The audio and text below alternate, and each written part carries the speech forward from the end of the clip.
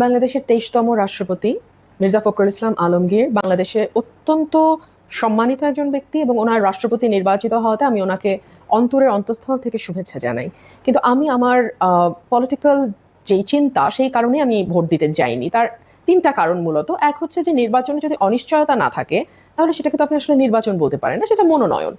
সারা বাংলাদেশের সকলেই জানতেন যে মেজরিটি ভোট যেই দলের আছে সেই দলের প্রার্থী নির্বাচিত হবেন। সো এখানে আসলে এটিকে আমি নির্বাচন বলতেই চাই না। এক, দুই হচ্ছে ৭০ অনুচ্ছেদ নিয়ে আমাদের দীর্ঘদিনের আন্দোলন সংগ্রাম হয়েছে যে ৭০ অনুচ্ছেদকে অ্যাজ ইট ইজ আমরা রাখবো না।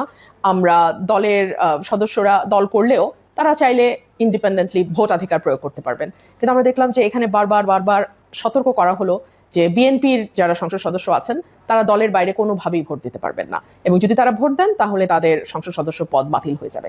সো তাহলে আর ৭০ অনুচ্ছেদ নিয়ে এই যে বড় বড় কথা কি দরকার ছিল? এবং ভোট শেষ হওয়ার সাথে সাথে স্বরাষ্ট্রমন্ত্রী মহোদয় বললেন যে আমরা এখনই ৭০ অনুচ্ছেদটা সংশোধন করবো এবং সদস্যরা দলের বাইরে চাইলে ভোট দিতে পারবেন। তো তাহলে এই ভোটে সেই অধিকারটা তাদের দেওয়া হলো না কেন?